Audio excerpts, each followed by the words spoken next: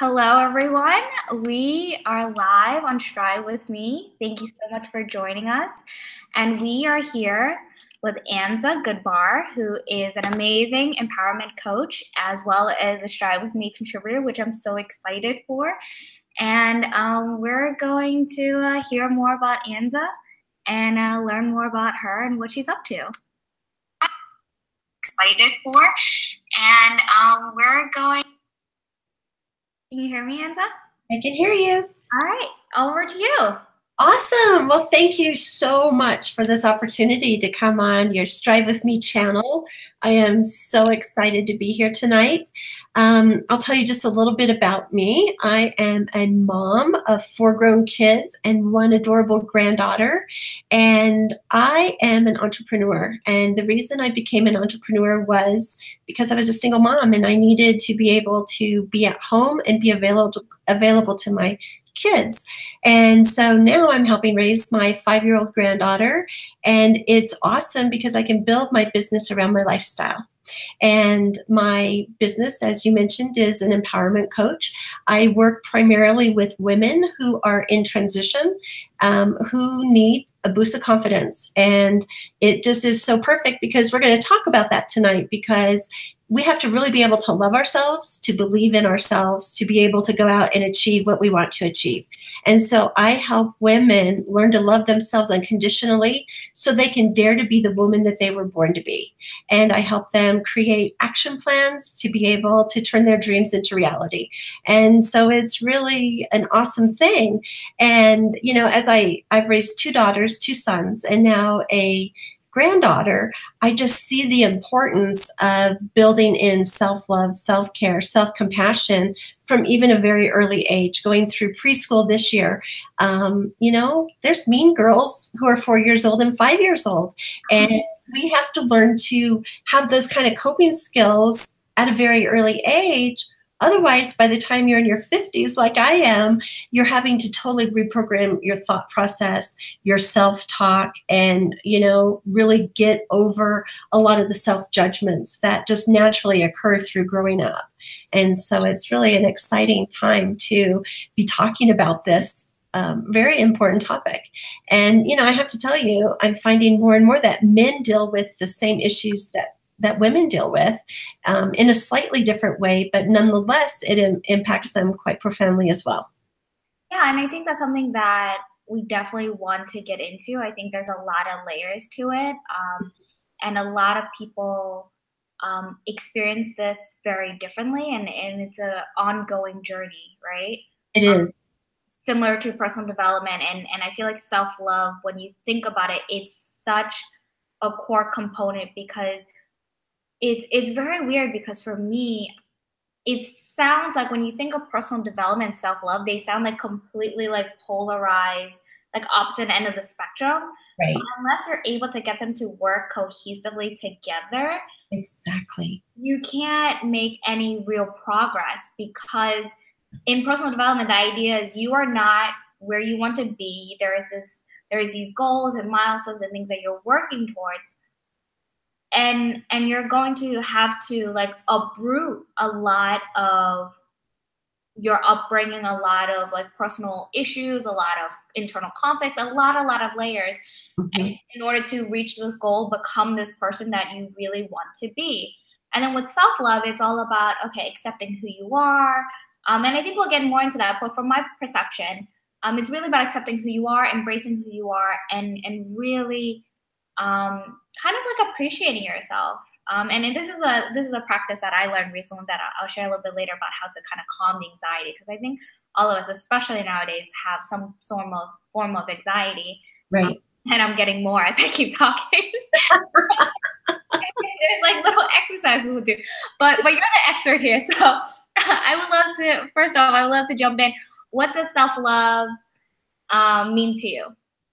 Self-love is really unconditionally accepting who you are in the moment, the good, the bad, the ugly, the stinky, whatever it is, being able to embrace it and say, this is who I am.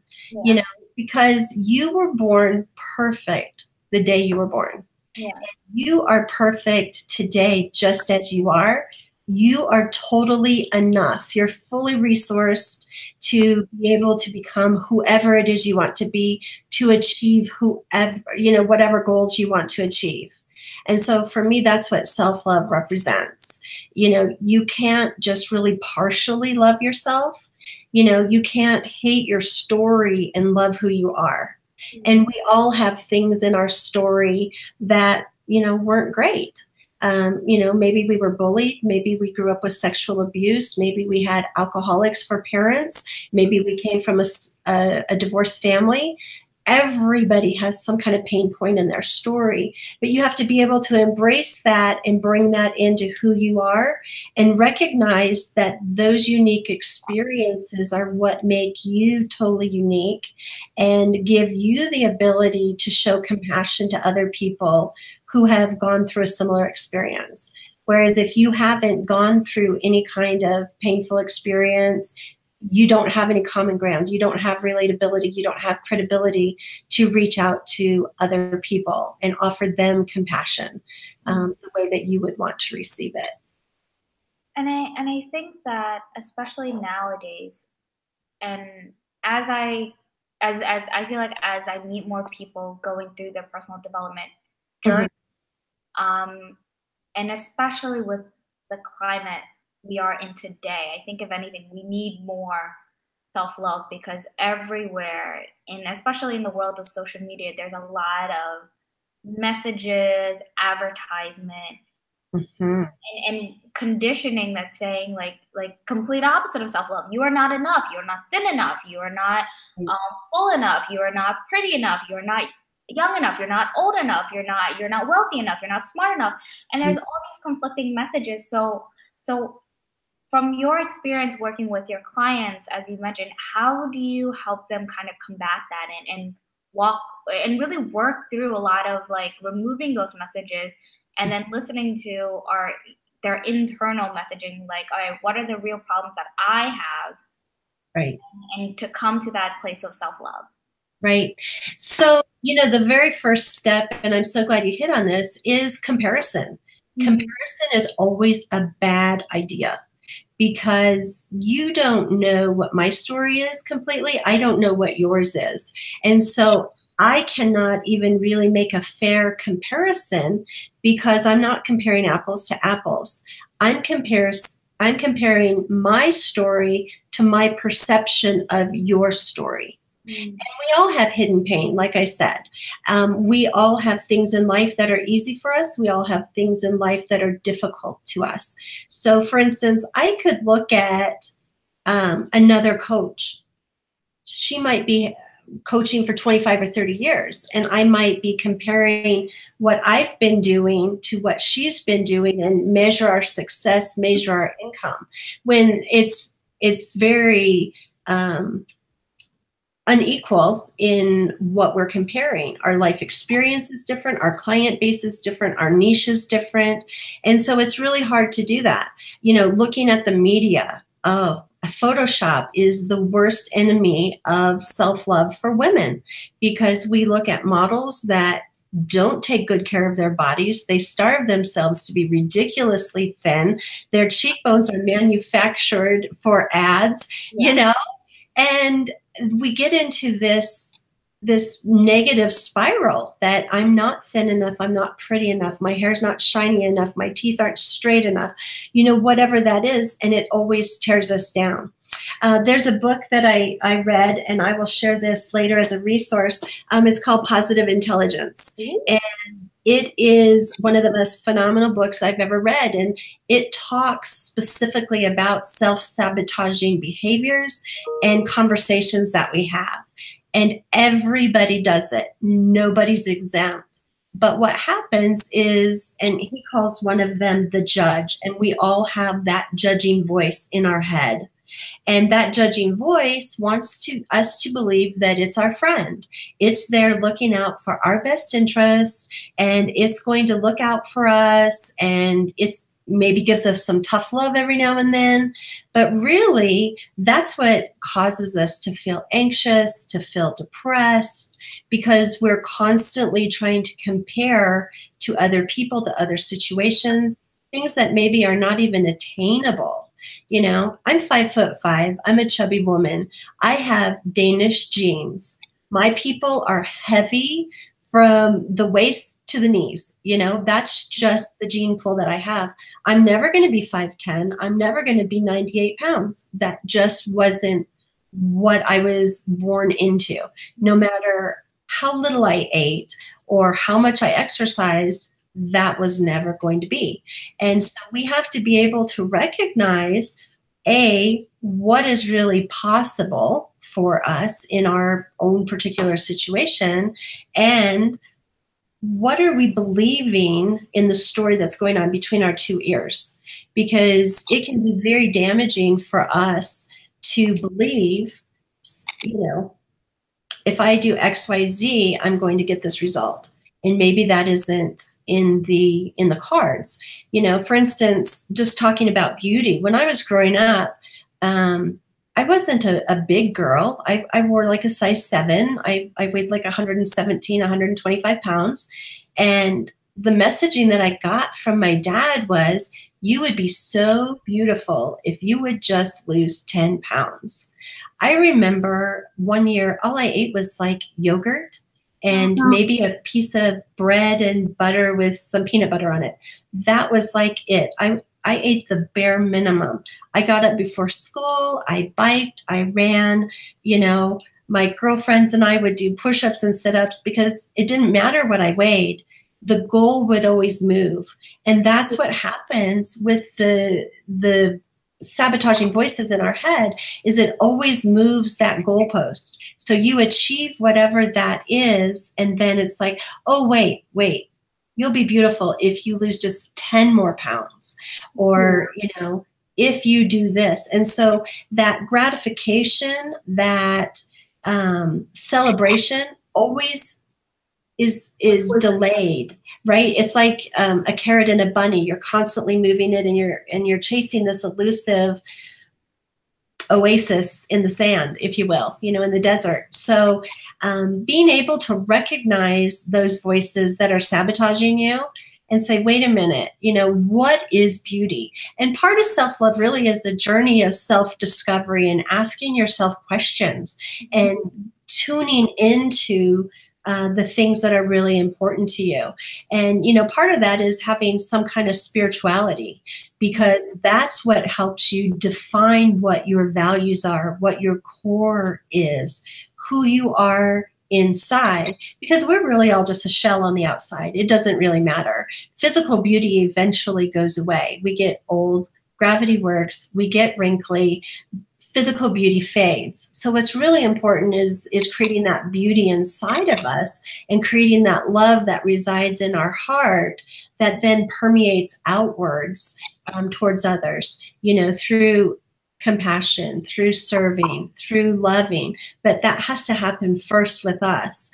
And, you know, it doesn't matter what your spirituality is. You could be Hindu, you could be Buddhist, you could be Christian. It really doesn't matter. It's being able to connect with something bigger than yourself and plugging in and knowing that, you know, the world isn't just this, it's all of this, and we all fit in and we all connect together in one way or another to make us greater as a whole than we are as an individual piece.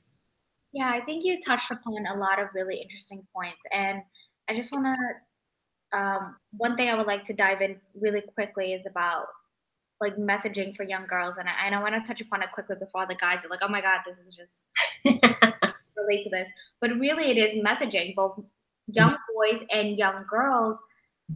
You get these constant messages, and like for some, it does come from parents. A lot of it is through media, and it's kind of this vicious cycle. And when you talk about body size and comparison, I think it's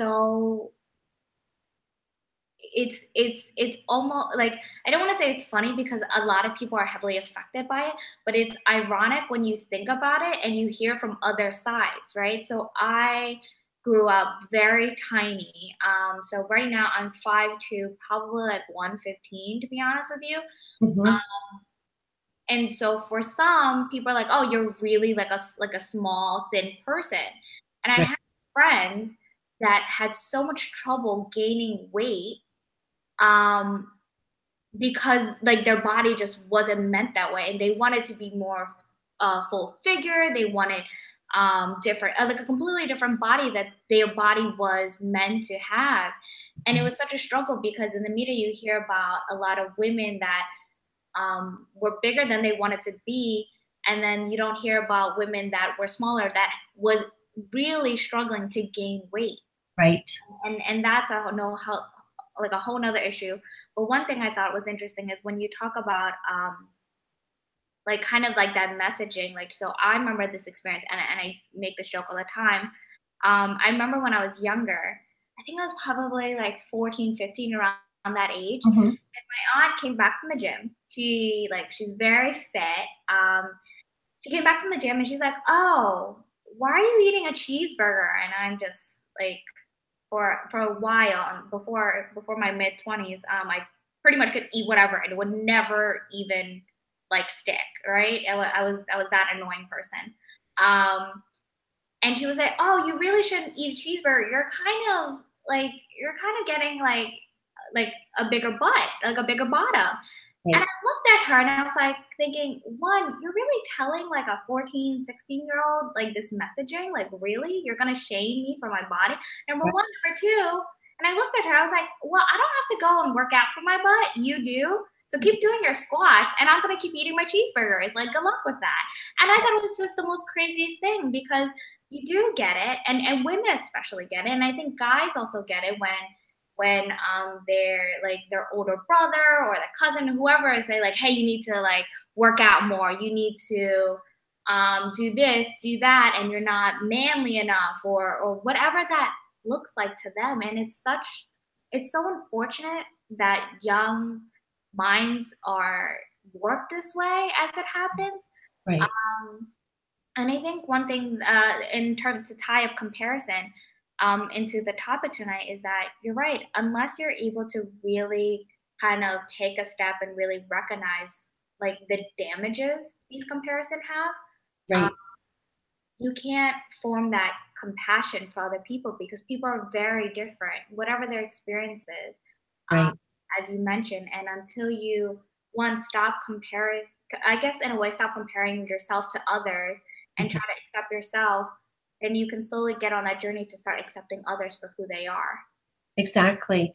Um, you made a really interesting observation when it comes to shame. Brene Brown is a shame researcher, and I love her work. And Super. she talks a lot about how shame talks about, I'm bad, I'm inadequate, I'm unworthy, I'm unlovable.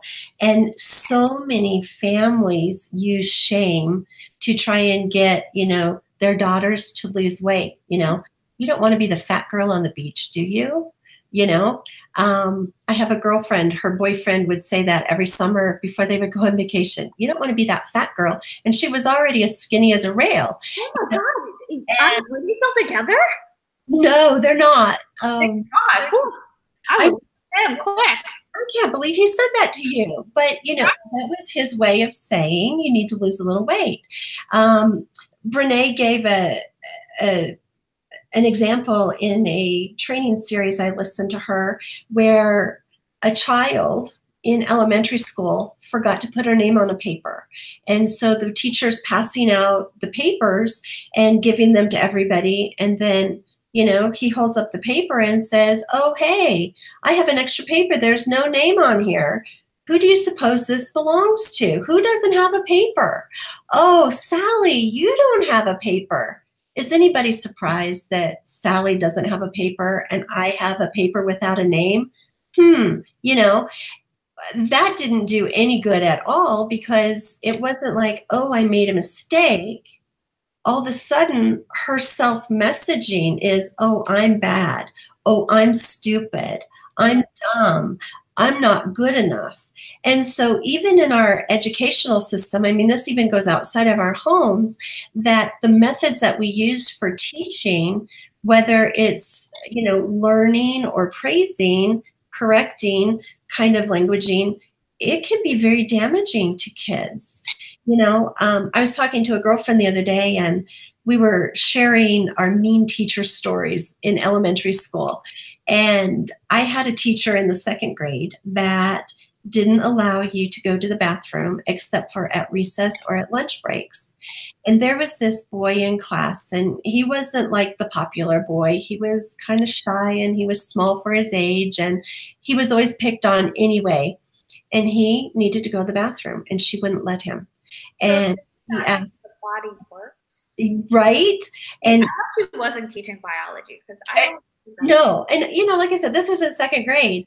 And finally, she's like, well, it's like 10 minutes until lunch. You're just going to have to wait. And he's fidgeting and he's shifting his feet. And, eventually you hear the drip, drip, drip, drip, and he wet his hands. And it was horrible. It was horrible for us we set our desks in little pods so that we were like little pods of 4. And we all are just dying and feeling horrible for him. He's embarrassed. And then she shames him for not being able to hold his bladder when he had done everything to say, I did go potty at recess. I can't hold it. I need to do this. And so then, again, that shapes his self-image, his self-talk. And I think that's where sometimes men have a difficult time with self-love, with self-acceptance, when they go through shaming situations, either at home, at school, or whatever, but that starts to create their self-messaging. And so often our boys are taught not to feel, not to express, to hold it in. Boys don't cry, that kind of messaging. And that definitely shapes what they believe to be true about being a man and about who they are as themselves too. And even though I primarily work with women, just through conversations recently about this very topic, men have been sharing more and more. I was at a training seminar, and I happened to sit at a table of all men, and we were discussing being able to sell ourselves. And, some men said, you know what? I feel okay about spending hundreds of thousands of dollars on a house or tens of thousands of dollars on a new truck. But if I have to go and sell me, my service, my advice, my recommendations, I don't think I could sell myself for more than $25 an hour. That's so interesting. Isn't it interesting? That's so funny because I feel like, so I come from the startup world, and I see like startup world, you see the profile is, and I'm going to be very upfront, is tall, white, attractive, straight men. Sure. And usually the sales profile are those. And they're the ones that are going out, and statistically in funding, especially in tech, that profile, not just men, but like white male gets billions compared to female founders. Right. So I think that's so interesting. And you're right, is that I think there are lots of like different pockets of people that experience these things.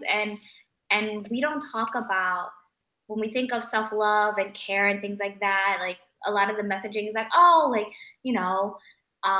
take bubble baths, or like go get your nails done, and all these like super girly things. I was like, hey, like for some women it's great. For some women they're like, I need to pamper myself, especially the working moms, especially a lot of great, really hardworking women, like they gravitate towards that.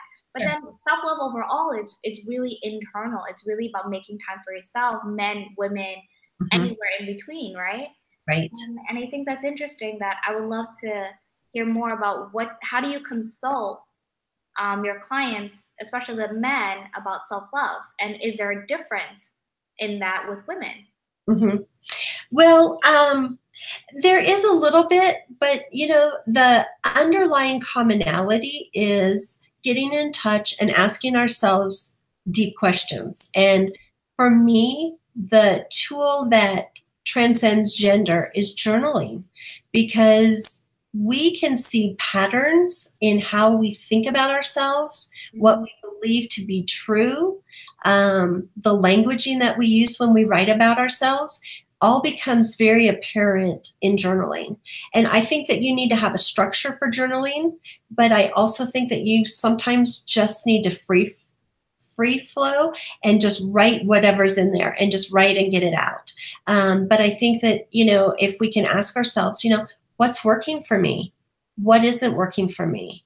How do I feel when this happens? How do I feel when this happens? Maybe you're an introvert.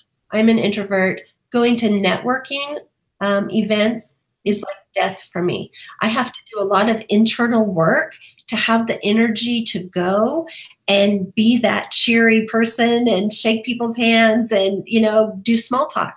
I don't do small talk in the real world. I only do it in the networking world. I like to have close, substantive relationships. I like to go deep with just a few people. Having a whole group of people is horrible. And so, what works for me? So I need to plan that out. You know what? I need to find somebody who's similar to me. I'll check out the shoes in the room. Who likes beautiful high heels like I do? Who likes royal blue like I do? Who wears their hair similarly? Who has glasses? I love funky glasses. So who expresses themselves in that way? You probably can't tell on the video, but my hair's purple. I love purple. And so I'll look for somebody who likes to express themselves, that way. That's a way I can find connection that works for me. That's something that I had to learn. It took me many years to figure out a strategy, to be able to do that. One of the big things that people deal with is, how do you feel when people are dismissive or indifferent towards you? Men and women alike deal with that. You're at a networking event, you go to join a group, and people just look over your head and talk over you like you're just not even there. You try and interject your thoughts into the conversation, and people just kind of poo-poo it and turn the other direction and take the conversation elsewhere. How does that make you feel? What does that make you think about yourself? So it's things like that that you want to address. Everyday life situations that you want to put into journaling, so you can see what's really working in your life, what really isn't working in your life. And it helps you key in on the things that you love about yourself and the things that you're not really accepting. Why are people dismissive of me? What am I doing with my body language? What am I doing with my posture? One of the practices that we talk about in self-care and in accepting ourselves is look at people that you want to emulate. Who is somebody that you admire? And among my women clients, it's always Oprah Winfrey, Hello, everybody. I'm Oprah. Everybody loves me. That's a funny thing is that, like, I've seen her in like a lot of interviews. She was talking about how she just wants to be alone in her thoughts, and that's I'm sorry to cut you off, but oh no, I have a lot of excitement when we're talking about this. But they want to project. They want to emulate that energy because people are drawn to that. Yeah. But so many times, you have to be really confident to enter a world and or into a room and just do that and say, look, I'm here, I'm visible, And I think it's so interesting you brought it up because the idea of introvert versus extrovert in networking has kind of been on my mind lately. And I've been thinking about putting together kind of some tips and guides of how to get people to meet new people. And I think that's very important personally and both professionally. Definitely. And I've been very fortunate to develop a lot of great relationships through it. But the thing is that, as you mentioned, I strongly dislike small talk as well. I'm the kind of person that will start a conversation with someone and ask like very personal questions. As a contributor of Strive With Me, I'm asking really hard questions. Yes. And I like really want to get to know you, right? And so it's the same thing in real life where like I'll go to an event, I'll meet people and I'm saying, hey, how are you really doing? And they're like, oh, yeah, I'm kind of going through some ish. And I was like, let's talk about it. And they're like, oh my God, who are you? How do you know about this? And I've had like comments where they're like, Right. no, I think I've known met you for 20 minutes and I'm pretty sure I just told you my life story. And I was like, no, it's great. Like, do you want to share anything else? Like, this is wonderful. Of course, you want to be mindful of your time. At the same time, that's how you build really strong connections and relationships. It is. We have a question for you, and this comes from Katarina. That I think ties into what we are talking about in terms of kind of really building ourselves. How can one practice self-love in the process of going after a challenging goal, a career goal, for example, rather than beating themselves up with every roadblock they hit? Any tips? Mm. That's a good question. And she's That is awesome. And, I'm asked similar questions all the time. So one of the things that I would say is you have to let go of perfectionism. yes. You have to say, I'm good enough. My best is good enough. You have to be able to accept and celebrate incremental milestones. You might not get to that goal as quickly as you want. Life happens. Timelines get adjusted. Mm-hmm. Sometimes it's a monetary thing that you need to move forward if you're an entrepreneur. Sometimes it's a skill set that you need to learn. So you have to be able to accept where you're at and know that forward momentum is forward momentum, even if it's slower than you anticipated. And so sometimes it's reframing what that goal looks like and how you're going to achieve it.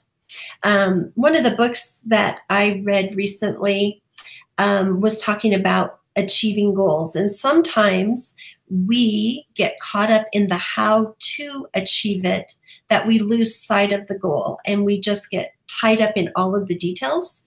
And his suggestion was to actually visualize achieving that goal. See yourself at the finish line. So kind of like Stephen Covey and the 7 Habits of Highly Effective People, begin with the end in mind. So visualize, what is your life going to be like when you reach that goal? How is that going to feel for you? And you hold on to that vision because that's what your subconscious mind is going to hold on to.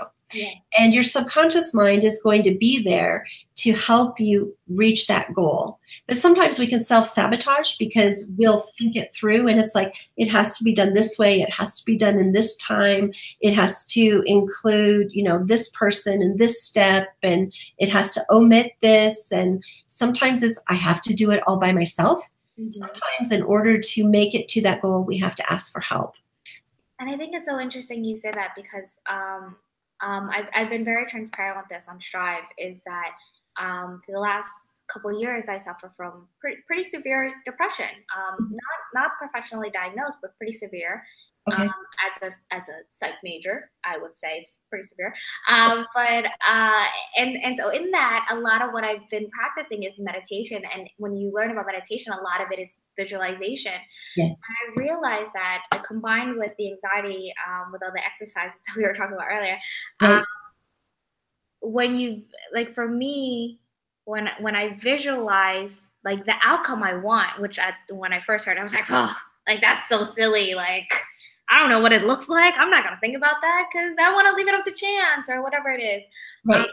And when I started doing that recently, like very recently, I realized like it's better I do that because I'm the kind of person that thinks about like the negative, like what's the worst thing that's gonna happen, and that drives me into more. Right. If I think about what it would be like, the best case scenario, or what I would like it to be, even if it doesn't come out that way, and I'm okay with that, at least I had that time and it was positive and it was enjoyable and I feel refreshed afterwards, and it just helped a lot better than kind of going into the opposite end. Right. Go ahead. Because what we think about and what we focus on is where our energy goes. That's where the flow happens. And another good book is Psycho-Cybernetics.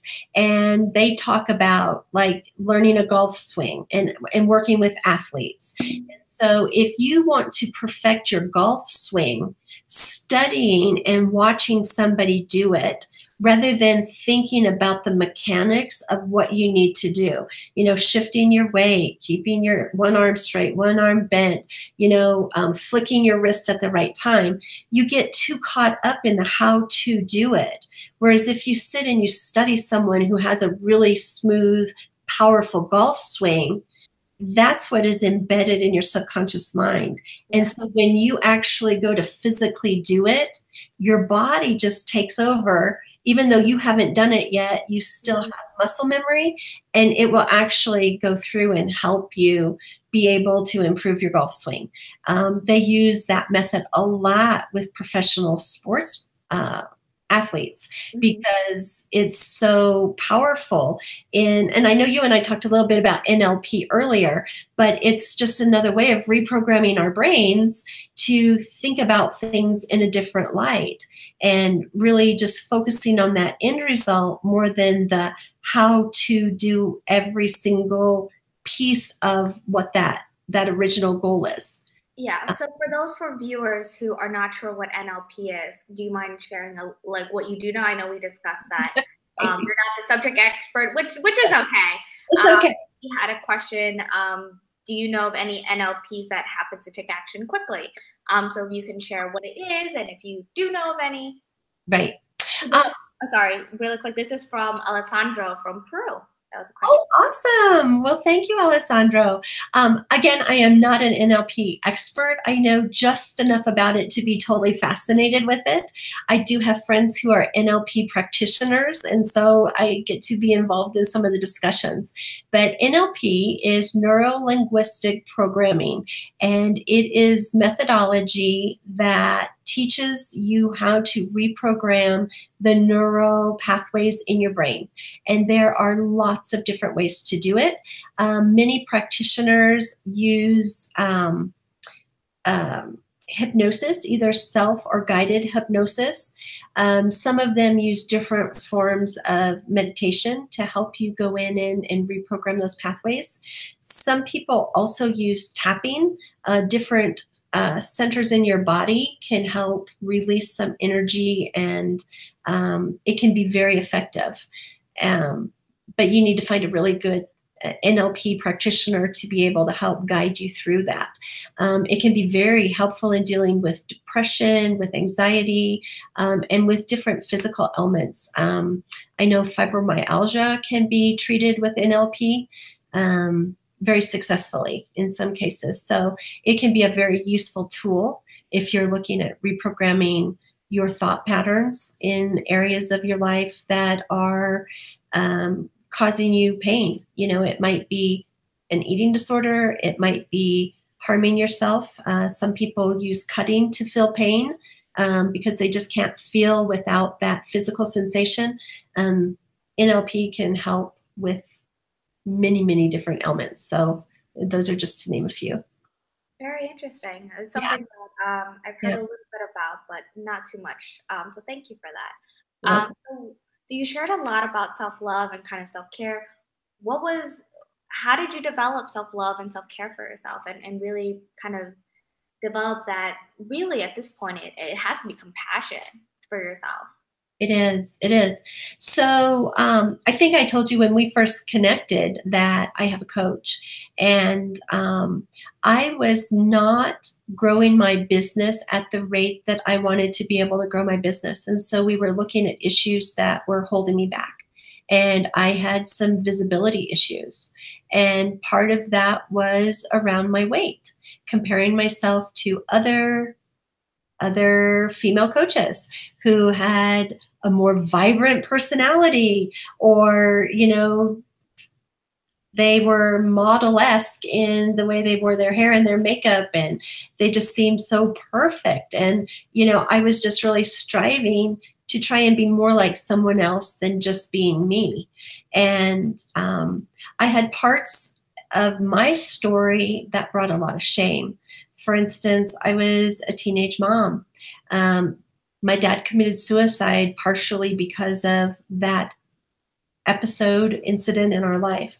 So there was a lot of shame that I didn't want people to see, rather than claiming all of the wonderful things that came out of that episode and the life lessons that I learned.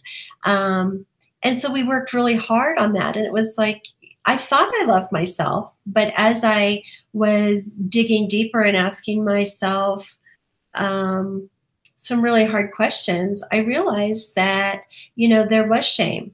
I'm not worthy to be loved because my dad committed suicide because I got pregnant when I was 16.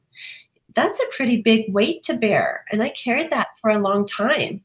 And so I was very intentional about turning that around because I've always had a passion for helping women.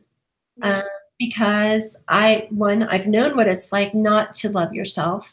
I've known what it's been like to self-sabotage myself and hold myself back because I didn't feel that I was worthy. I went through abuse in my marriage because I didn't think I was worthy of something better. Marriage was for better, for worse, for richer, for poor, till death do you part. So it was like, all right, well, I'm in an abusive marriage, so this is what life is going to be like. And it took a long time to get to the point to say, you know what? We're ruining 4 kids. This isn't what I want them to think of as normal or loving or acceptable. And so, again, being able to go back and look at the painful parts of my story and say, you know what, there was a great learning in that. And those things that happened, 15, 20, 30, 35 years ago, they made me who I am today. They have made me a strong and powerful woman, and I remember my youngest daughter was having a very difficult time in high school. She hated high school. It was terrible. She just wanted to get her GED and be done and be able to go to college or trade school or whatever she wanted to do. And I remember her teacher saying, well, you'll just end up on welfare. You'll turn out to be nothing if you walk away right now. And she says, you know what? My mom had a GED for a long time. She didn't go to college until she was 40. My mom makes 6 figures. My mom does this. My mom does that. And so, through all of those difficult times that we went through, my daughter, who was 16 at the time, was able to see, you know what? My mom has gone through a bunch of crap, but she is strong and she made a way and she figured it out. And, I can go back now and say, none of that was my fault. Yeah. Those were my dad's choices. I can't own those. I can't be responsible for that. And so I've had to reframe some of those things and say, you know what? I am worthy because I was born perfect. I'm a Christian. I was born in the image of God, the creator of the universe. He knit me together in my mother's womb. He knows how many hairs are on my head. He calls me by name. He went to the cross. He died for me, just like he died for you and for everybody else who espouses, a Judeo-Christian belief. But, it was really turning those things around and not letting other people label me. Oh, you were a teenage mom. Oh, you didn't go to college right out of high school. Oh, whatever. That was really hard. I went back for my 20-year high school reunion, and it was the most terrifying thing of my life because everybody blamed me for my dad's death. Everybody. My whole family had disowned me. And, I decided I need to go back. I need to reclaim my power, because I spent a lot of life feeling like I had to work harder. I had horrible workaholism. I had horrible issues with perfectionism. I thought I was less than because I didn't live that traditional life, And so when I went back, everybody embraced me. And the first thing that everybody said was, oh, I'm so sorry about your dad. I'm so sorry about what happened. How are you dealing with it now, even 20 years later, And I never expected that was going to be the conversations that happened. And so it was really a great life lesson to say, we need to treat ourselves with the same compassion and kindness that we would extend to somebody else, because if we're not speaking to ourselves in a kind and gentle tone, we can't really love ourselves because we're tearing ourselves down. We're undermining our self-esteem. We're undermining our self-image. And again, it's those voices that we have between our ears.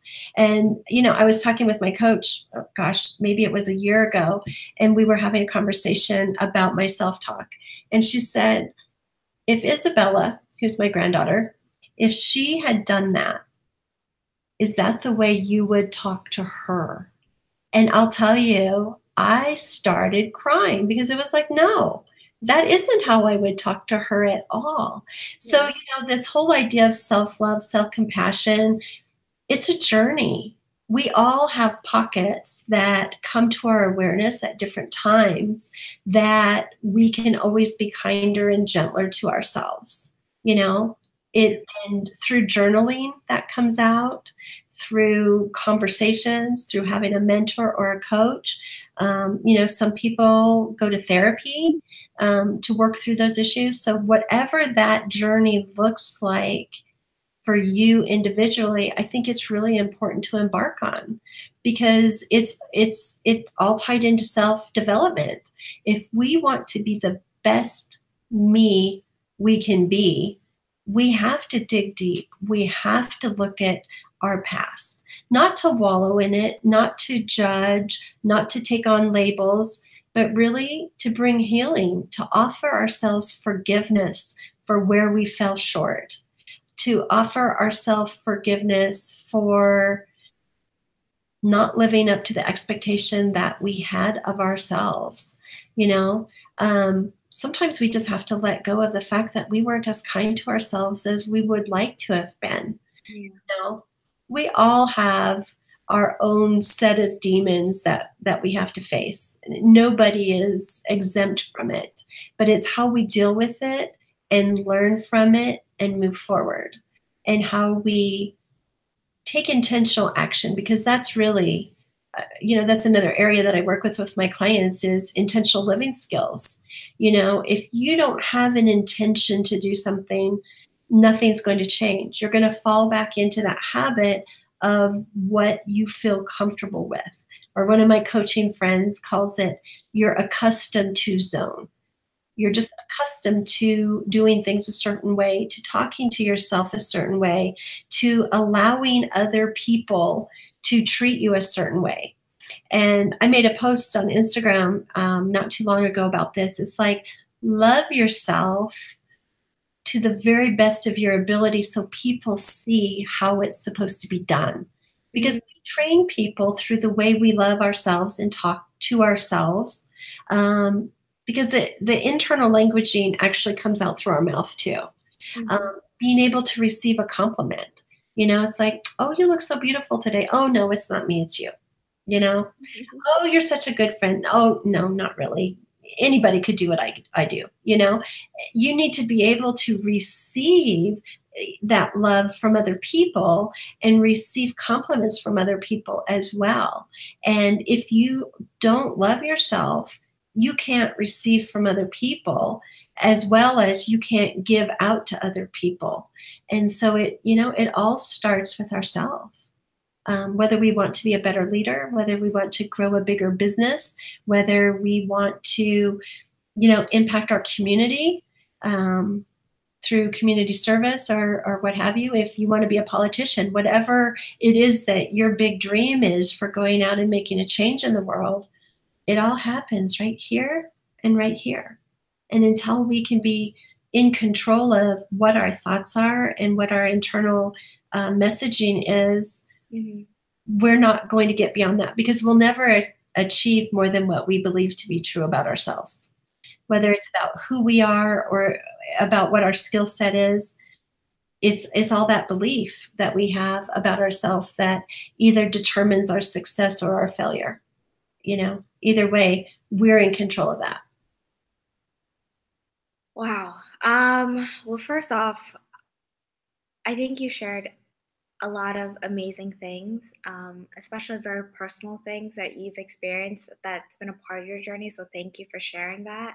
Mm, Um, it's very powerful to hear about your experience and how you were able to overcome it. Um, yeah, I think that the fact that you shared that was very powerful, thank and you. the experience that you went through was felt very shameful, and I can see how that can kind of ricochet to other areas in your life. Definitely. So how do you, before we move on, how do you feel now? You know what? I have never loved myself more than I do right now today. I can fully embrace all of those things from my past, and I can see how they were building blocks to mold me into the woman that I am today. And I have to tell you, I have a high school teacher. Her name is Dana Howie. And when I got pregnant, she was the only person that stood by my side. And she said to me, you might not live a traditional life, but whatever you want to be, whatever you want to become is totally in your power. And I have total faith that you'll be able to figure it out. And Mhm. we are still in contact today, Oh, I love it. in 1982. And she is one of those people in my life that was this amazing mentor. She taught family living and child development, and Oh, that's even better. I know, right? And after I had my baby, she had me come into her classroom and talk about what it was like to be married at 16, what it was like to be a mom at 16, and be able to talk and have those conversations. And, mind you, this was not an everyday occurrence. I grew up in a small town in Wyoming, and it wasn't something that just happened. But she helped give me a voice. She helped give me a platform. And Mm. she knew that my story would impact this other group of young girls, and it would impact some of the decisions that they were making about their own bodies and about their sexuality and about their choices. And it was a really powerful time. And, being grateful and really expressing gratitude for things that happened in our life is a huge part of accepting and loving as well. And, I shared my story on a podcast not very long ago, and I put it on her Facebook page because I don't think she knows how remarkable she is and the lives that she touched.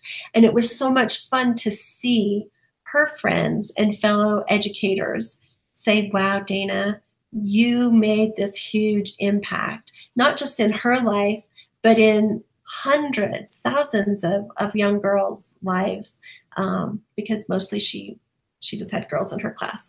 But, we have to be able to fully embrace all of the things that happen to us with gratitude and really love the learning that happens through everything, because everything is a learning, and it can either propel us forward or it can make us be stuck, and we can be afraid, and for a long time I was afraid to really be seen because I thought I was going to be judged and labeled, because that's what my experience was. Mm. But you know what everybody else thinks about me doesn't matter. It's what I think about myself that matters. It's about who I want to be, about living out my truth, my core values, living in integrity. Um, Nobody else has to agree with the choices I made or the journey that I was on. It doesn't matter. It doesn't matter. What anybody else thinks doesn't change what I think about myself. Mm.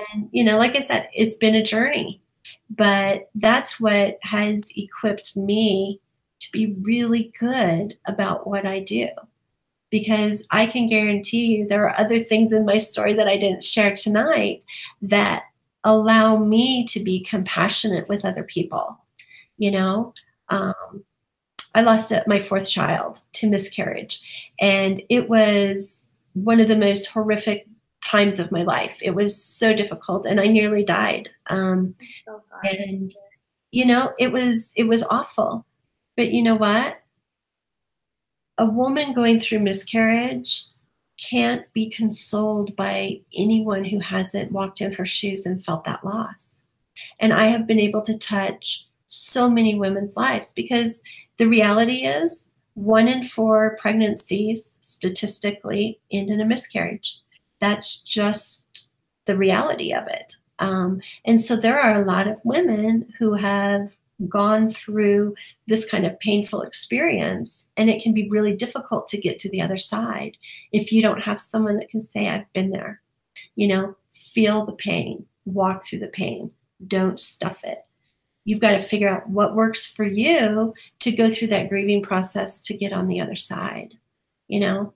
And that's another really great way that I can help my clients work through transitions in their life. That's a really tough transition, you know? But it's creating those intentional life strategies, one of which is loving yourself, being self-compassionate, you know, because a lot of women blame themselves for the miscarriage.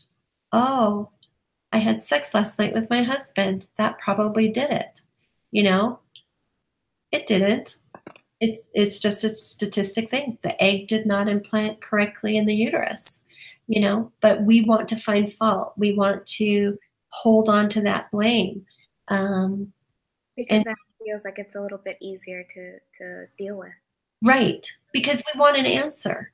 And you know, there isn't always an answer. And I remember, you know, when the doctor came in and we had looked at the ultrasound together, and I was like, there's no heartbeat. I knew, but legally he had to pronounce the baby dead, and he had to, you know, give the speech. And well, you know, it was just your time. It was your fourth baby. And it was like, yeah, that wasn't really what I wanted to hear. It might be true, but it's not making me feel any better, you know?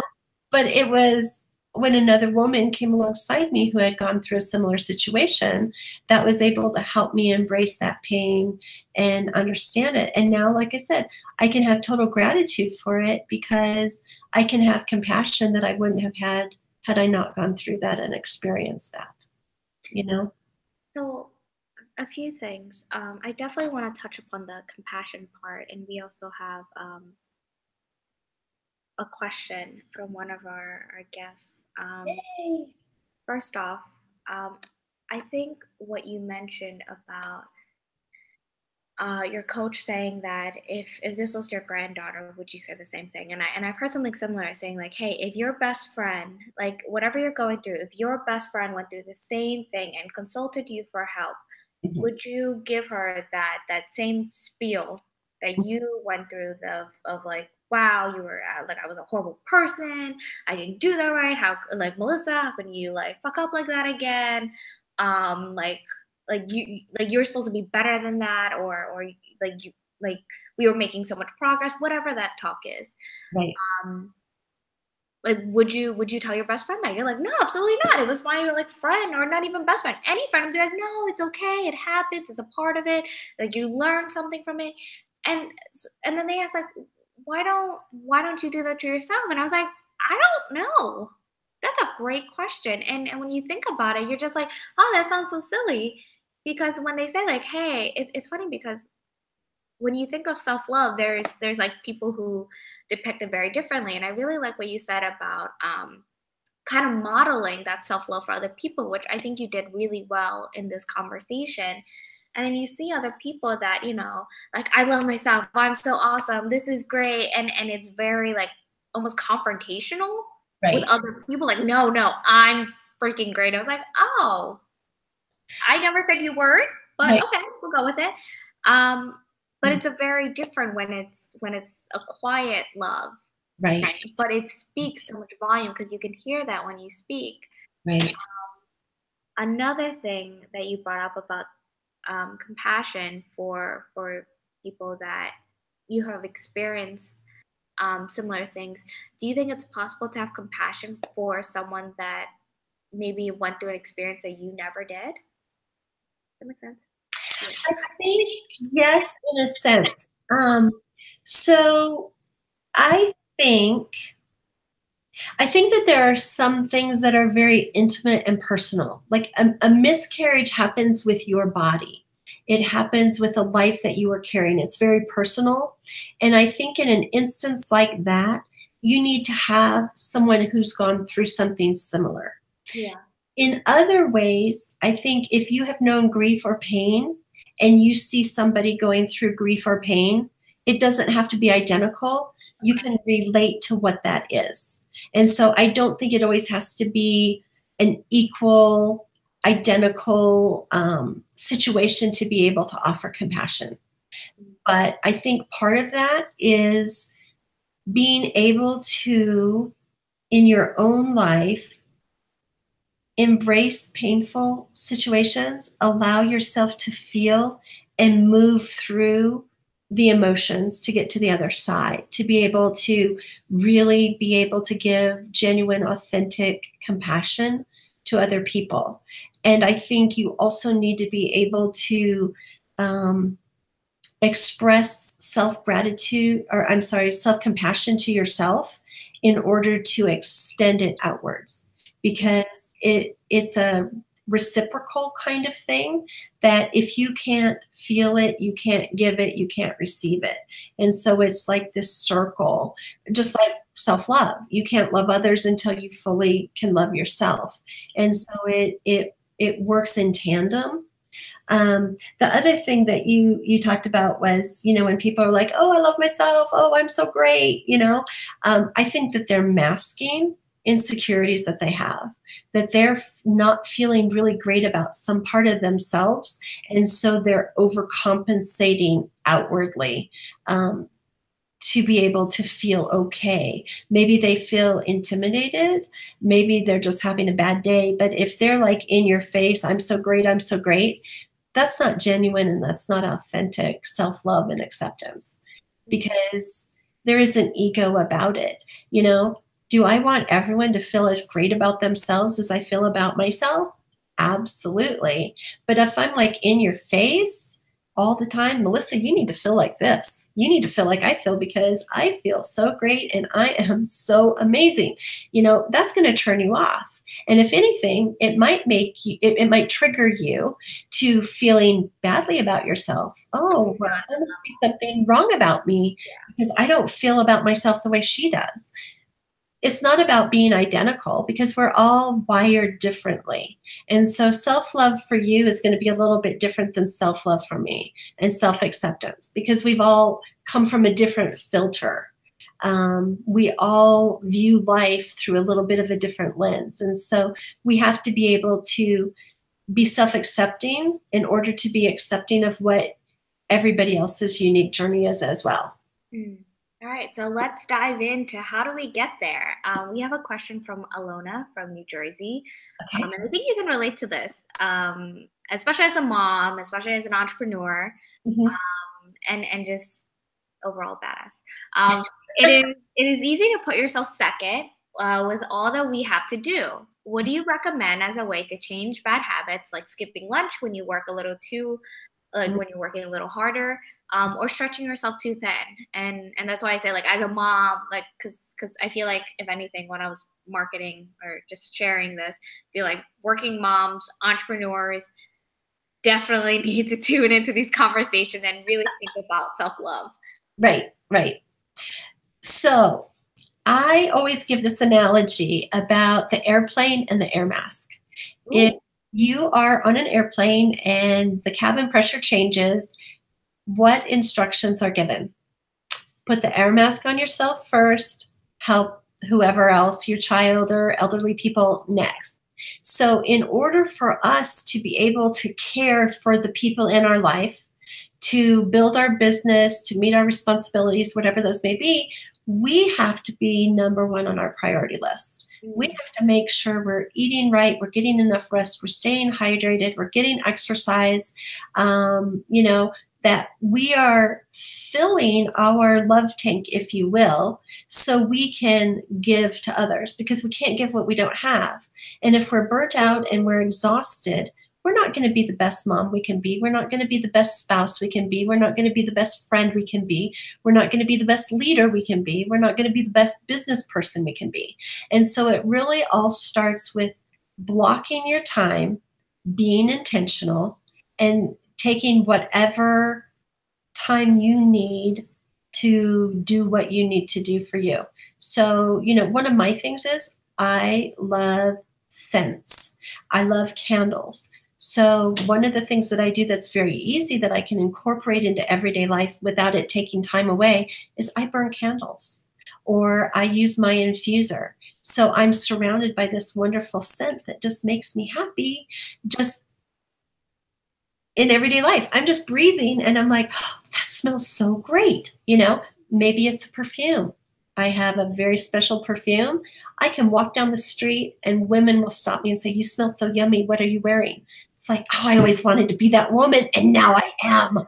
This is great. So what are you wearing then? That sounds like a great thing. I wear the one by Dolce & Gabbana, and it is just, it works with my body chemistry, and it's great. I'm running to Sephora. I know, right? So, there's little things that we can do that don't take away from everyday life. But then there's things that maybe you need a pedicure. Maybe you need a massage. Maybe you need a new hobby. You need to do something just for you. And again, this ties into personal development and personal growth. For years, I wanted to be a dancer. When I was a little girl, I watched dance sport. I wanted to be that beautiful woman in that lovely dress being whisked around the dance floor just like Cinderella, I didn't start dancing until I was in my 40s, but it brings me so much joy. And going, to dance 6 hours a week does something for me that nothing else can. It brings a joy to my being that I can't get filled by any relationship or any other activity. I have a lot of things I love to do, but there's something about dance that just lights me up like a rocket, And so you have to find something. And I don't care if you're a single mom and you're trying to raise 4 kids on your own, you've got to have that one thing that's just yours. I'm sorry, go ahead. Go ahead. No, you know what's interesting is that I don't know this is the same. I don't know if this is the same for other people, but I know it's with women and also especially for myself. I can only speak for myself, but I definitely agree with you. You need to find that one thing, but you also need to, I feel like we also need to give ourselves permission to take care of ourselves. Because as you say, like single moms, right, or like working entrepreneurs or anything like that, you really have to give permission to yourself almost like internally and say, you know what? You should take care of yourself. You should do this for yourself. This makes you happy.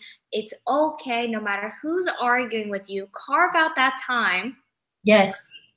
Carve out that time and tell people, like, I am doing this. Like for one example, I did a digital detox. So I told my roommate, I told like people that often text me on the weekend. I told like people that I knew like if I didn't answer, they would freak out. But I told people and I was like, I am taking this day to do a detox. I'm not going to answer my phone. I'm going to really minimize it. And I did it. And I was like, this is great. It wasn't as super life-changing as I may have hoped, but I think it's really that practice of saying, you know what, I'm going to do this. I don't need permission from other people. I give myself permission because I believe this takes care of me, and this is what I need to be my best self moving forward. Yes. I think that's really important. Well, and I'm glad that you touched on that because I think as women, and some men I think feel this way too, but I can't speak for them as much, but we feel guilty and we feel selfish if we're doing things for ourselves. And, doing those things for ourselves really are the most selfless things we can do. That's what I was just going to say is that it's like like when we were talking about guilt earlier, it's so funny because I remember I went through a phase like about a year ago and I was just like, damn it, I'm going to be very effing selfish for myself. Right. Because I need to like take care of myself. I need to, like, obviously I didn't do anything crazy, but more so I just needed to do things that are for myself. because that's what I need, and that's what I need, what I believe will be better for myself. And this kind of peaked when I um right when I started relaunching Strive with me, and I was like, you know what, I'm gonna do this. I'm not gonna, like, I just want to focus on what I need to do. I started investing in the blog, I started writing content, I started I'm a crystal collector now, so I kept going out and collecting crystals and spending money on crystals, and people are like, what are you doing? And I was Right. like, I just need this time to be a little selfish, Yes. to better myself. Yes. And it, like, combination of a lot of willpower and a lot of different elements, and I'm holding one of them right now. It really helped. Yes. And my roommate, who's also my co-founder, was like, you know what? It was kind of weird when you first did it. He didn't say it like that, but I knew what he was saying. Um, he's like, I'm really glad you did those things to better yourself, because I do see a big change in you. I do see, you're happier, you're a bit more positive, you're, like, taking charge of your own life. Like, I'm really proud of you. And I thought about it, and I was like, like, for a long time, I'll admit, like, I really look up to my co-founder. So his validation always means a lot. At the same time, I thought, I'm glad that I didn't wait for you or anyone else to give me permission. Like, it meant more that I did it myself. Yes, definitely. And, this is another thing that people don't think about when it comes to self-care, but it's really also surrounding ourselves with the right group of people. Um, Mhm. you know, having people who are going to support our goals and who are going to applaud us when we say, hey, I matter. I come first. This is what I'm doing for me. I need to do this to grow. Because some people are like, oh, why are you going to do that? Well, that's really inconvenient for me. How am I going to get a hold of you? Well, it's not about you. It's about me. And I need to do this and you need to support me. So it's really important to choose the right 5 or 6 people to be in your inner circle who are going to support what your decisions are. And, maybe it's going to be, a sad weekend for them because you're not going to answer the phone every time they call. But they need to be supportive of that and say, wow, go you. This is great. You're investing in yourself and you need to do that. You recognize that you need to unplug. You're in touch with what your needs are and you're communicating those to all of us. That's really great because sometimes we don't do that because we have a fear of being rejected. We have a fear of being ridiculed. And so sometimes we don't act out and say yes to ourselves because we can't get past that fear because we want to be accepted by others. I like that. Yes to yourself. Yeah. I feel a blog article coming up. That's a great title. I'm just letting you know. All right, so we have another question from Sakina from New Jersey. Okay. What is your self-care routine? Okay. Well, I am very into mindfulness right now. Love it. So this is part of my routine. In the mornings when I get up, I listen to one chapter of an audiobook or a podcast, depends on where I'm at with the book. And then I will spend about 30 minutes journaling. I also spend about 15 to 30 minutes in thinking time. And usually that has to do with my business. And so I might be thinking creatively. I might be thinking big picture. I have 11 different thinking styles that I practice depending on what's going on in my life or in my business. And I jot those things down. I spend time in the morning and in the evening doing gratitudes. I try and list at least 3 things each morning that I'm grateful for and 3 things in the evening that happen during the day. I read 2 chapters of some kind of self-development book every day. I do a lot of reading because I want to grow. I want to be better tomorrow than I am today. And I can only do that if I'm infusing other things into my life. This is going to sound maybe silly to some of you, but I have this thing about, I love lotion. I love luxurious lotion. And so in the morning and in the evening, I spend time putting fabulous lotion on my body so my skin feels soft and silky and I smell amazing. And I take the time to really be in my body and smell the aroma. I feel the texture. I feel my skin, and I try and bring all of my senses into it. Another part of my routine is being very mindful when I eat. There was a time in my life, especially when my kids were younger, that I always ate on the run. I was doing dishes and taking bites of dinner, or I was eating fast food in the car, and I didn't really savor what my food was. And so now I schedule time to eat. I enjoy the aroma. I enjoy the process of cooking. I slow down so I can really enjoy the flavors and really chew. And that has helped with weight loss, by the way, because I eat far less because it's taking me longer to eat. But I enjoy it so much more.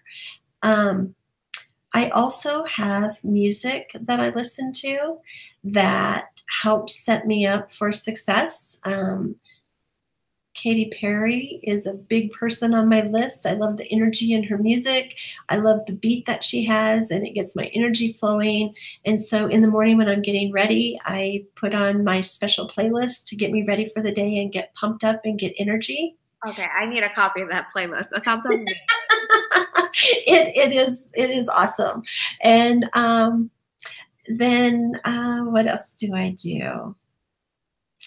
Oh, this is probably a really big thing. Like, some days you're going to have a really difficult conversation with somebody.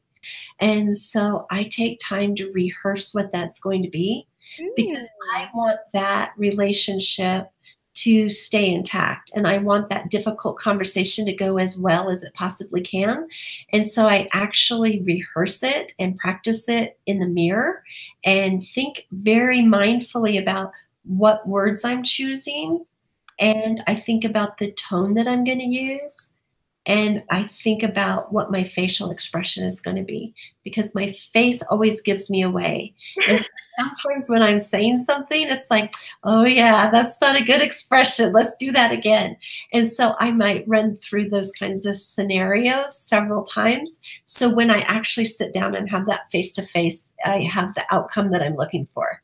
Oh my God, I'm it's kind of hilarious you said that. At the same time, I'm slightly internally mad because now I have no excuse not to do that because I'm so guilty of like the saying like you wear your heart on your sleeve, and people are very like people have come up to me and it's like, are you okay? Because you were very clearly upset in that conversation. I was like, I didn't even say anything. They're like, no, but your face gave it away or whatever it is. And Yeah.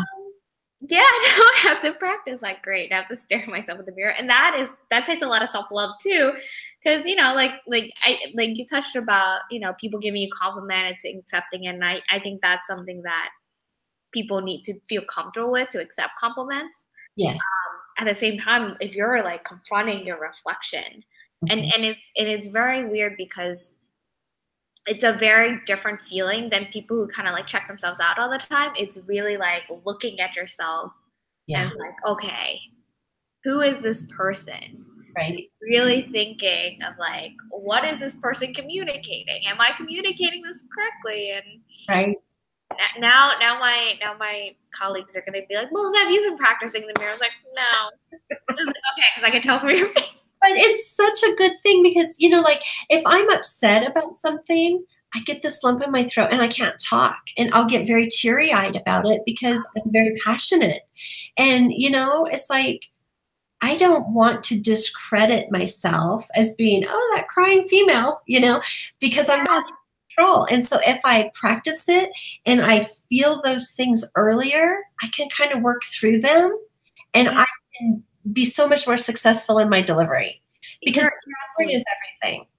I'm just dragging my feet because now I have to do that. I'm going to hold you accountable now. I know. Now I have to do it because it's so true. And it's funny because as you say about women crying, and it's so frustrating. as a professional, because when you're emotional, like Right. for me, I'm it's weird. I'm like expressive, but in the workplace, I don't express as much of my emotions, the good kind, anyways, that I've been told. Um, and I know that for me, if I'm crying, period, or crying like to someone, it's like I feel very unjust and very angered and very like, this is effed up. Like, I'm not crying because I'm so sad. I'm crying because this is wrong and you're wrong. And it's like that. Anyways, um, but you can't do that in the workplace, Right. especially as a young professional. And No. now, or as a female, it's already a bad idea. But especially as young women and female founders that are kind of coming into their own, and they're just like, no, this person did this, you didn't know, but you can't say it. Right. And then it just like, your body's like, no, this is wrong. And then it just comes out. But Yeah. yeah. And sometimes it just makes us feel very vulnerable. And vulnerability can sometimes make us feel weak, which then will trigger, all those emotions that you just shared. Yeah. And And the worst thing, and probably for me, when I think about like the worst thing I feel like that I can feel, I'm not gonna speak for other people, I can feel in the workplace is being vulnerable Mhm. in that aspect that, um, as a professional, like vulnerable as a sense like whether I'm wronged or whatever it is, but to Mhm. express that, because then they're like, oh, Melissa doesn't look like she can handle it. Right. Maybe she's not as doing as well as we thought, or whatever it is. And I've had that experience with someone, and I just remember I was like, I'm angrier that I'm Right. crying, Yes. and that makes me cry even more. And it was just like, I was like this is not even something that's light that's happening. I'm not crying because I'm like, I had a bad day. It's like, this is really wrong. Yes. And I need you to recognize that. But of course, for a guy to see, oh well, this female's crying, Right. I don't know what to do, and or like, I'm gonna read this as a professional, like this should not be happening, and it's really bad. Yeah. Well, this is really a great segue into another thing that we can do for self-care. And one of my favorite books that I've read this year is High Performance Habits by Brendan Burchard. And Wow. he talks about the importance of managing our transitions. And a transition is just going from one thing to another. And so when you have an experience like that, you're going to carry that into your next thing. Yeah. So you need to be able to create a strategy for letting that go, and then being able to move into your next transition more effectively, so you can be fully present and fully, at high throttle and performing at your best. And, a transition can be from waking up with the alarm clock in the morning. I don't know about you, but I don't use an alarm clock. I wake up every day at 5:45 on the dot. I am raring to go, feet on the ground. Let's get this going. Not everybody's like that. Some people will hit the alarm 4 or 5 or 6 times, and that's how they transition from sleeping to getting up and, getting into their day. And so how can you best manage each transition throughout the day? From when you leave your house till you get to your office. If you work at home, for me, it's from going to the bedroom to my office. When you're dropping your kids off at school, how do you get out the door? Getting out the door is so hard, hurry. Especially with that many kids, yeah. Yeah. I mean, there's something that goes into your routine. And sometimes by the time parents drop their kids off at school, they're just like, oh, I'm so frustrated, and they bring that into the office with them. And, they're not the best version of themselves. So what can you do to kind of alleviate some of that frustration from one situation going into the next? And some of that totally can be in your control by scheduling things, so you have fewer transitions in the day. There's a lot of different things that you can do, but I think that's another really important element of self-care that doesn't take additional time. Like, oh, I have to go to the gym and spend 2 hours at the gym and an hour commuting or whatever. Just managing how you live your life is a huge element in self-care, and just being intentional about the life that you want to live and making the structure that you want to live in, in the environment each and every day, because you get to control that.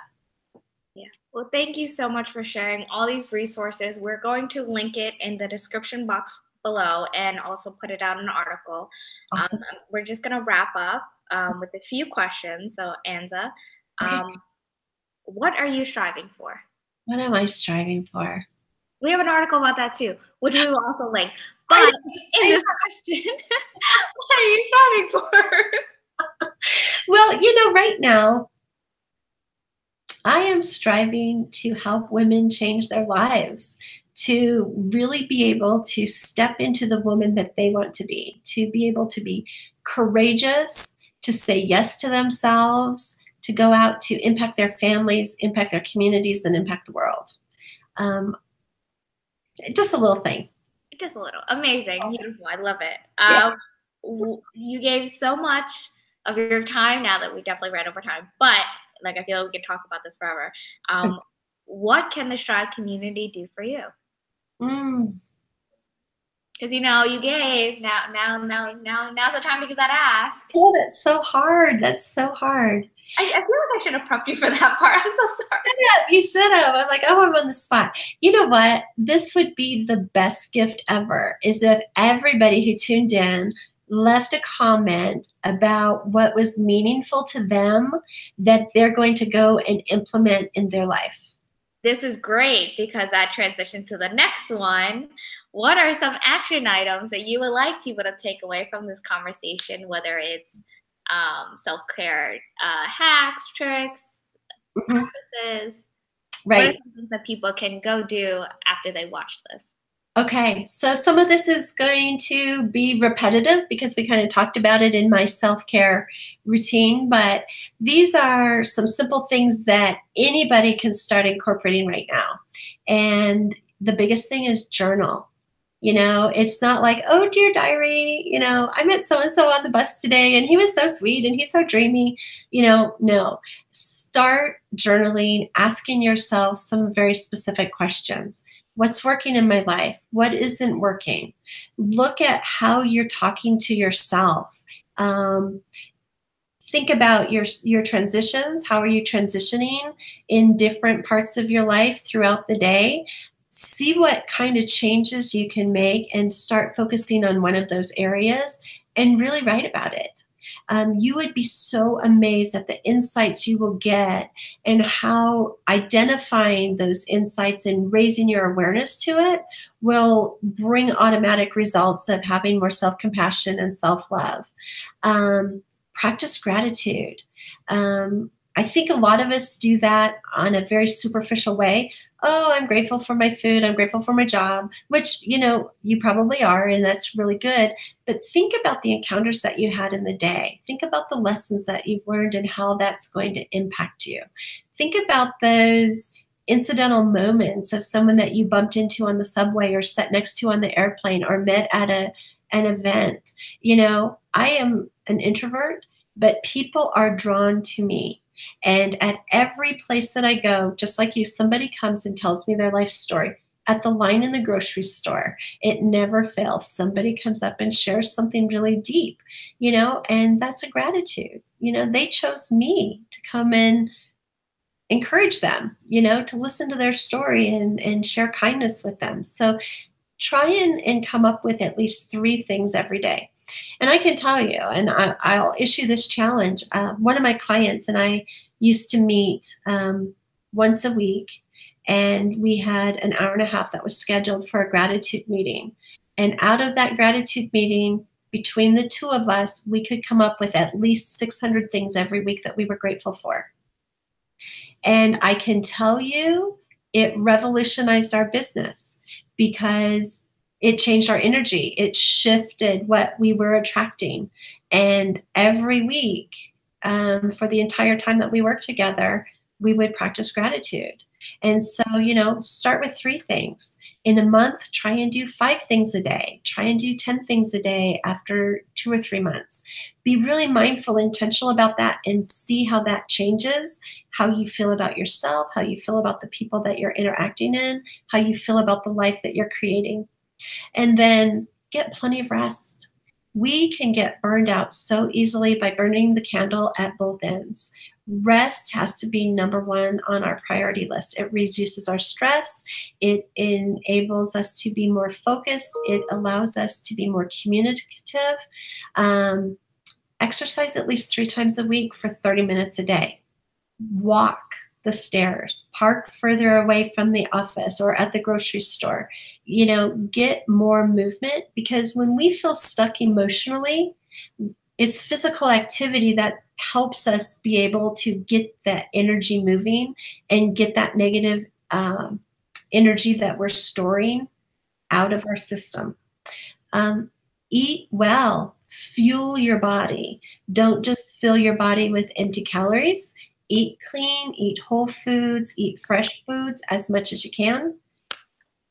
Stay hydrated, make sure that you're drinking plenty of water throughout the day. Try to limit caffeine and sugars as best as you can. Be really intentional about how you spend your time. Schedule your life, not your to-do list, is what I always tell people. Wait, say that again? Schedule your life, not your to-do list. So choose 3 priorities every day. You're not going to get more than 3 done if you're really committed to doing it. Because what you're going to end up doing is, playing the ABC game. Oh, this is my A priority, my B priority, my C priority. You're going to get the A's done. You're going to put B and C tomorrow and the next day and the next day. So just stop that foolishness. Choose 3 priorities, put it in your day, schedule it. I like to do what I call chunking. And if I'm writing content, it might be a newsletter, it might be social media, it might be blog posts, whatever it is, 4 hours, bam. That takes care of scheduling minimizing my transitions. I'm in the creative zone. I'm thinking about, content. I'm like-minded, bam, it's done, instead of splitting things up. So make sure that you are scheduling white space in your day. Don't pack everything, bam, bam, bam, bam, bam, so you're just on the go. Schedule time to re-energize. Schedule 15 minutes for meditation in the middle of the day to clear your mind, to get recentered, to get back into your body.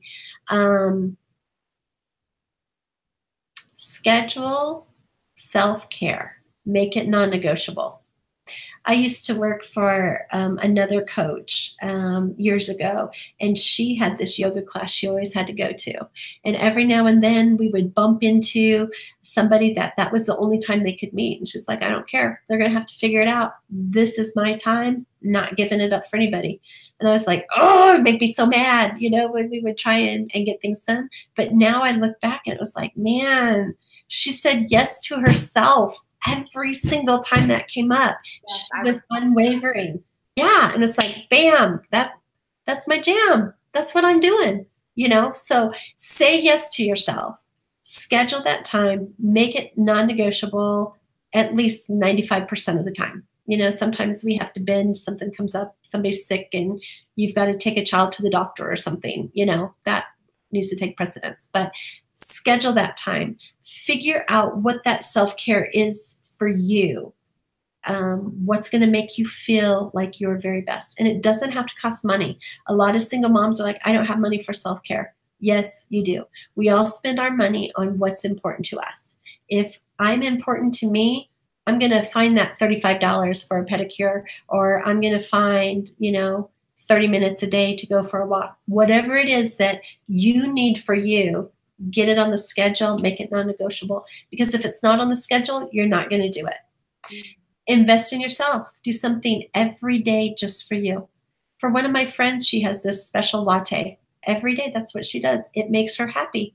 It brings so much joy. And she savors every swallow of that latte. And, it's $8 a day. Big deal. Hey, but Find if some it joy. gets her through the day, that's great. Yeah, right? I mean, that's her thing. So what is that? Pretty good. That's Right? a pretty good deal. It is. So, figure out what that is. And then, plan growth time every day. Listen to an audio, while you're running on the treadmill, or sit and read a book. Make it special, have your special reading chair. Go to this special place, light candles, burn incense, whatever your thing is, to make that engulf you in the moment. Be present in what you're doing. Make it count, because that's the thing. I also say I help women build wildly happy lives, and it's creating those little nooks in your life that bring enrichment to you. That's really important. Make a what's working for me list. What really works for me. What am I doing right now that makes my life super great? Because you're going to focus on those things. You know what? It's taking time for self-care. It's surrounding myself with really awesome people. It's spending time with my family. I live up in the mountains. It's looking out at this beautiful view in my office every single day. So make a list of 10, 20, 30 things that you are doing really great, and keep adding to that list. Maybe put that list in the back of your journal, and you can just keep adding to it. You give a lot right now. I know, there's so much. So then breathe. And we talked about this a little bit earlier. If you're feeling negative, if you're feeling kind of out of sorts, take some time to just breathe and get back in your body and engage all of your senses. And one that we talked about earlier today is box breathing. It's super easy. You inhale for 4 seconds, you hold for 4 seconds, you exhale for 4 seconds, you hold for 4 seconds. Do it 3 to 10 times until you kind of feel your energy moving and clearing, and you start to feel more peaceful. Another one that I use is called lymphasizing. You inhale for 5 seconds, you hold for 20, you exhale for 10. Inhale for 5, hold for 20, exhale for 10. And that can also help move energy. And I think my favorite are candle breaths. You breathe in as deeply as you can, and you blow out as forcefully as you can, like you were blowing out a whole cake that was just filled with candles. And do that like 10 times. And so, try those different breathing techniques out. See what kind of helps you get out of your negative and into the positive. So if you're kind of having some negative self-talk and you're beating yourself up, recognize it, try and do a little bit of breathing, and then reframe it and reframe what your negative self-talk is. So sometimes, you might just say, damn, I was such a bitch to her, meaning yourself. Instead of saying, I was a bitch, transfer that to my judge, that judgmental voice says I was such a bitch. It takes the value out of that because you don't own that bitchiness anymore. It's a third party coming in, evaluating you and giving you that label. So then you can go back and say, you know what? I was kind of rude. I was a little harsh, but I wasn't a bitch. And you can just totally reframe that and start changing the way that you talk to yourselves. Power poses can also be really helpful. Standing like Superman sounds really silly, but getting in that posture, whatever that is for you, it might not be putting your hands on your hip and have your cape blowing in the wind like Superman. Amy Cuddy, Cuddy, has a great TED Talk on power poses, and she talks about what those can do for you and your self-image and helping you feel empowered and unstoppable. You might create a mantra for yourself. When I was growing up, my mom had this little song that she would sing every time she was feeling negative, and it was, I feel wonderful, I feel marvelous, and I'm going to stay that way. And it would 3 claps, and she would walk through the house doing that until whatever negativity she was feeling. So you might create your own affirmation or your own mantra that you repeat to yourself whenever you start to feel like you're slipping into an old behavior pattern or you're speaking harshly to yourself. You know, it's all about changing your thought process. It's all about changing your habit in order to get a different outcome. You know, put on a song list. Like I said, I have several different song lists for different things. Choose your power song. What's your one power song that if you don't have a lot of time between a transition and you just had this really icky meeting with somebody and you don't want to, you know, vomit that all over the next person that you're going to be engaging with, put on that song, dance it out, get that energy moving, change your point of reference. You know, because at the end of the day, if you are controlling your emotions, your thoughts, your words, and how you're interacting with other people, that just reflects back into yourself. And you feel so much better about yourself, about being intentional about those choices and about choosing how you are going to interact in your world, in your environment. Whether it's in personal relationships or business relationships, you're the constant in both of those relationships, and it will pay off in the long run. Wow, that's amazing. Thank you so much for sharing that. I feel like we're definitely going to, you have a lot of work to do to I do. notes. I have a long list of things for you, and then you also have to go through and list all of that too. But it's all good. I love it. Yay. So, now that you shared all this wisdom, what is the best way for us to contact you if you would like more information about you, your coaching, or anything like that? Awesome. Well, you can find me on Facebook. My fan page is Coach Anza Goodbar. You can also find me on Instagram, which is really my favorite social media, at Anza Goodbar on Instagram. You can go to my website, anzagoodbar.com. And you could email me at anza@anzagoodbar.com. So yeah, reach out to me any way that you can, and I would love to be able to hear more about everybody's journey and how they're loving themselves more and how they're better today than they were yesterday. Amazing. All right. Well, thank you so much, Anza, for your time. And we're really excited to incorporate some of the great words of wisdom into our everyday life.